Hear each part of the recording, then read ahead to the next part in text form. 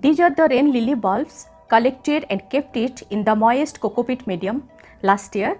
After blooming period, let's say in the month of October or November, I think, see the new roots and baby leaves came by during this dormant period. Before planting these rainy lily bulbs in the soil, first prepare the soil mix. Take same amount of topsoil, cocoa peat and compost. Add neem powder and fungicide.